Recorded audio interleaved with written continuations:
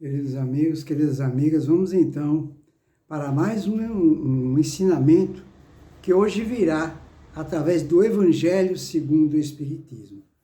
Então, meus amigos e minhas amigas, se vocês quiserem estudar conosco, peguem o Evangelho e abram lá no capítulo 13. Capítulo 13, vamos estudar junto. Capítulo 13 do Evangelho. Item 11. 13, 11. O título é A Beneficência. Então vamos lá. O Evangelho nos diz: a beneficência, meus amigos, vos dará neste mundo as mais puras e as mais doces alegrias. Olha só, a beneficência, ele está falando aqui, deixa me ver quem é que nos fala o Evangelho de hoje. É nada mais, nada menos que São Vicente de Paulo. São Vicente de Paulo nos diz: a beneficência, meus amigos, ou seja, a atividade no bem, fazer o bem de forma contínua e não eventual. É evidente que uma caridade eventual não deixa de ser vista com bons olhos pela espiritualidade, mas o ideal sempre é a atividade contínua, porque as necessidades não pedem férias, não entra de férias. Então ele fala, São Vicente de Paulo fala, a beneficência, meus amigos, vos dará neste mundo as mais puras e doces alegrias. As alegrias do coração que não são perturbadas nem pelo remorso, nem pela indiferença. Então, nosso coração não será perturbado nem pelo remorso, nem pela indiferença. Por quê? Porque quando se faz o bem, a pessoa automaticamente ela fica com a consciência tranquila no dever cumprido. Isso proporciona paz e até felicidade. E ele continua: ó, meus irmãos, ó, se vocês pudessem compreender tudo o que encerra de grande e de suave generosidade das belas almas, esse sentimento que faz com que se olhe o outro com o mesmo olhar com o qual se olha para si mesmo, que se desnude com alegria para vestir seu irmão. Ó, se desnude com alegria para vestir seu irmão. Diz que se nós pudéssemos ver a maravilha que existe no plano espiritual das pessoas que fazem isso, ele fala, se pudesse, meus amigos, não ter mais doce ocupação na tua vida do que a de fazer os outros felizes. Então ele está falando aqui, São Vicente de Paulo está falando, que não existe ocupação, não é? Melhor no mundo do que fazer os outros felizes. Não existe atividade melhor. Ele continua: quais são as festas do mundo que existem na Terra, onde você pode comparar a essas festas alegres? Quando representantes da divindade entregais a alegria a essas pobres famílias que não conhecem a vida senão através do sofrimento e das amarguras. Então eu vou repetir, ó. Quais são as festas do mundo que poderias comparar a essas festas alegres, quando representantes da divindade entregais a alegria a essas pobres famílias que não conhecem da vida senão o sofrimento e a amargura? Ele está falando aqui, vamos dar um exemplo. Qual uma festa no Brasil que é mais,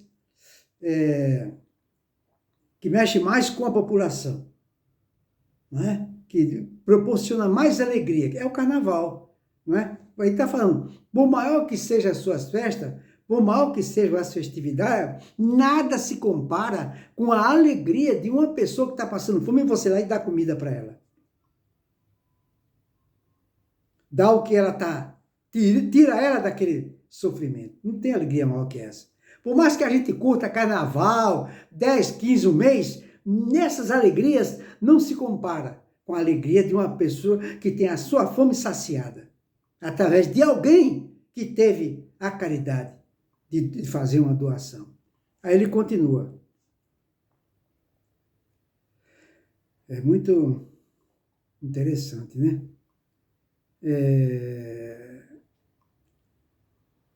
Quando você vê, de súbito, esses semblantes descorados se iluminarem de esperança, porque não tinham pão para comer, ou então esses infelizes, suas crianças, ignorando que viver é sofrer, gritavam, choravam e repetiam essas palavras que penetravam como um agudo punhal no coração materno. Eu tenho fome. Olha só o que ele está falando aqui. Que quando um filho está no colo de uma mãe, quando o filho está nos braços de uma mãe, e ele fala, mãe, eu quero comer que eu estou com fome, diz que é como se fosse um punhal entrando no coração da mãe, que ouve aquilo e nada pode fazer. Né? Por isso que ele fala, eu tenho fome. Aí ele fala, aí São Francisco de Assis fala, melhor, São Vicente de Paulo fala, ó, meus irmãos, compreendei quantos são deliciosas as impressões daquele que vê renascer a alegria, onde um instante antes não havia senão desespero.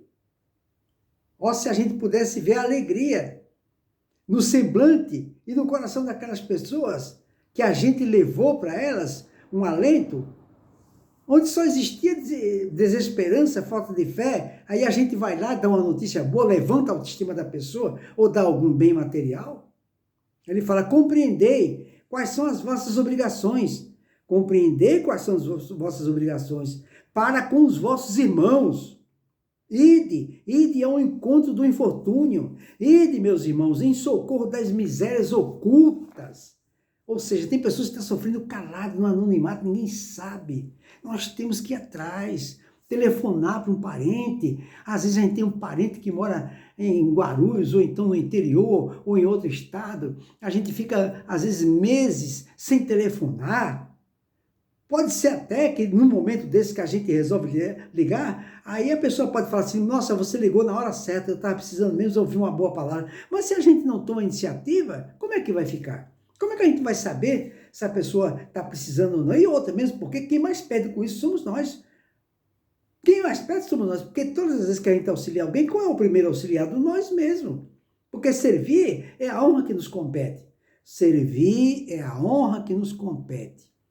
Ao servir um necessitado, nós não estamos fazendo mais que nossa obrigação.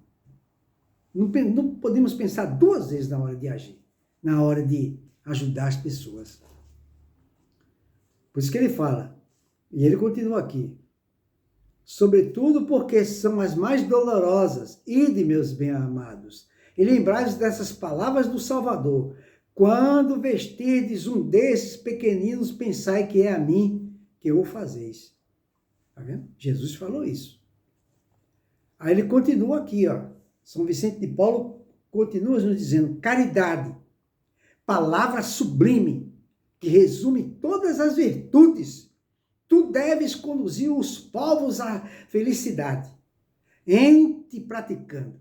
Eles criarão para si alegrias infinitas para o futuro. E durante o seu exílio sobre a terra, tu lhes serás consolação, o antegozo das alegrias que gozarão mais tarde, quando se abraçarão todos juntos nos seios de Deus de amor.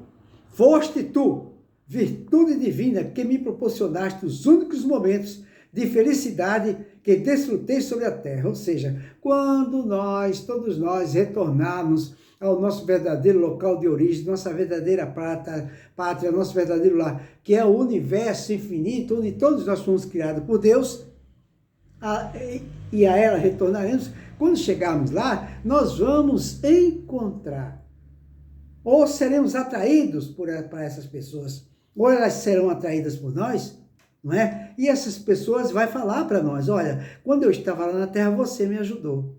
Não existe momento mais feliz no mundo do que esse reencontro. Aí ele fala, possam meus irmãos encarnados crer na voz do amigo que lhes fala e lhes diz. Olha só, olha o que São Vicente de Paulo está falando. Possam meus irmãos encarnados, ou seja, está falando conosco, né? É crer na voz do amigo que eles falam. Ele está pedindo para crer nele, né? É na caridade que deveis procurar a paz do coração. Olha, é na atividade no bem, é na caridade que nós devemos procurar a paz do coração. A gente não vai encontrar a paz no coração em nenhum outro lugar, em nenhum momento da terra, em nenhuma festividade, em nada. Vai se encontrar a paz no coração fora de uma atividade no bem, fora de um envolvimento com aqueles que sofrem mais que a gente. Porque se o próprio Chico Xavier, ele nos ratifica isso quando nos diz que a nossa felicidade e a nossa paz, a nossa felicidade é medida pela felicidade que fizemos ao outro. A nossa felicidade é medida pela felicidade que fizemos ao outro. Porque ninguém consegue nada sem primeiro dar. Porque é dando que se recebe, é lei de ação e reação. Por isso que ele fala aqui, ó. São Vicente de Paulo nos diz,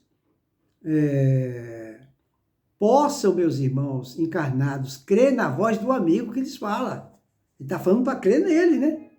Ele lhes diz, 2 pontos, é na caridade que deveis procurar a paz do coração, o contentamento da tua alma, o remédio contra as aflições da vida. Então ele passou a receita. Só existe um remédio contra as aflições que a gente passa. E ela só virá através de uma caridade, de uma atividade do bem de forma contínua. Ou seja, temos que nos envolvermos com as pessoas que sofrem mais que a gente. Por exemplo, nós sabemos que neste exato momento em que nós estamos interagindo aqui, existem hospitais de câncer de criança que está com a cabeça raspada, gemendo de dor, onde muitas vezes nem a morfina está fazendo efeito. E aí surge a seguinte pergunta para mim e para você: o que nós estamos fazendo em favor dessas crianças? Mas tem pessoas que ainda estão sofrendo mais que essas crianças, que estão no hospital do câncer de cabeça raspada. São os próprios familiares. A dor maior é com os familiares. E o que nós estamos fazendo? A gente sabe disso e não faz nada? Nem uma pequena oração? Essa oração tem que ser feita diariamente, não é eventualmente. Diariamente. Custa alguma coisa, na hora que for dormir, oferecer uma prece para esses familiares dessas crianças? E para essas crianças também? Para os médicos e enfermeiros que estão cuidando deles? Custa alguma coisa? Toma muito do nosso tempo? Isso não pode ser feito eventualmente, porque a dor do familiar não é eventual, é diária. Então, se o familiar que tem o seu filhinho sofrendo lá no hospital, gemendo de dor, e muitas vezes na favela, morrendo de fome, que ainda é pior do que o de câncer, sempre tem um que está pior, não é? Então, se isso aí é diário, as nossas orações têm que ser diárias. Tem que ser diária. Porque o caminho mais rápido para chegar até Deus é através da oração. Todas as vezes que a gente pensa, a gente exterioriza uma energia. Essa energia é eletromagnética, ela atinge o alvo. Então, todas as vezes que eu abro o meu coração, faço um Pai Nosso do fundo da minha alma e ofereço para os familiares, esses que estão nos hospitais, ou outros aqueles que estão querendo cometer suicídio ou outro dilema qualquer, ao fazer o Pai Nosso, eu exteriorizei do fundo do meu coração uma energia eletromagnética. E os mensageiros, os prepostos de Jesus, de Deus, levam esse meu sentimento até a carência dessas pessoas. Com isso, nós estamos, sem que saibamos, trabalhando para Jesus, trabalhando para Deus. E essas crianças estão recebendo as energias do nosso coração. Precisamos fazer isso. Feliz daquele que faz isso, diariamente, não eventualmente. Isso aqui é uma sugestão que São Vicente de Paulo está nos passando, mostrando o caminho de nossa felicidade. Porque que eu saiba, não existe um outro caminho que pode nos proporcionar felicidade verdadeira, que não seja essa estrada e esse caminho que nos leva e conduz a Jesus. A única estrada e o caminho que nos leva e conduz a Jesus é através do nosso envolvimento com aqueles que sofrem mais que a gente. Estamos fazendo isso? Quem vai responder é a nossa própria consciência. Ele continua aqui.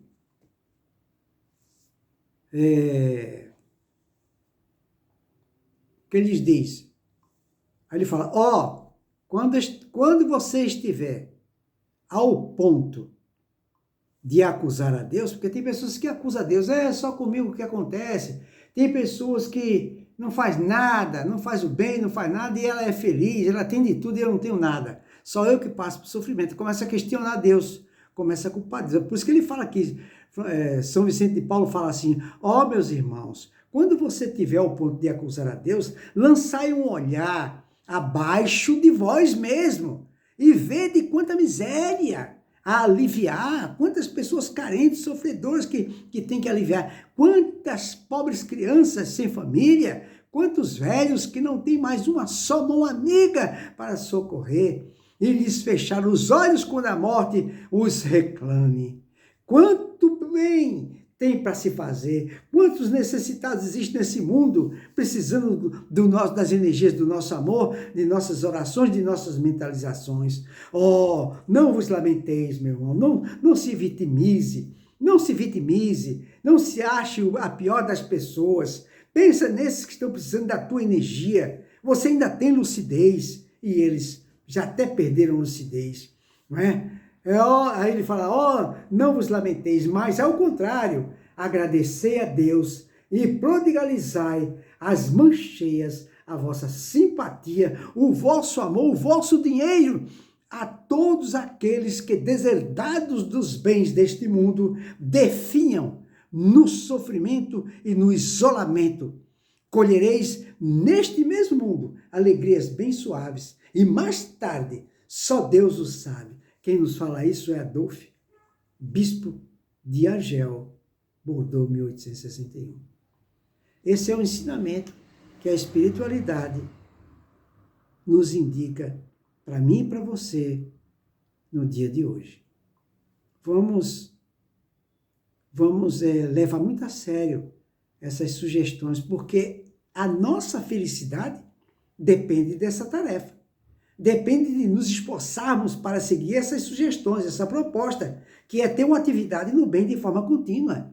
É pensar, sentir, se compadecer, se sensibilizar com o sofrimento do outro. Vamos esquecer um pouco o nosso estado emocional, psicológico, nossas carências, e nos envolvermos com aqueles que estão sofrendo muito, muito mais que nós.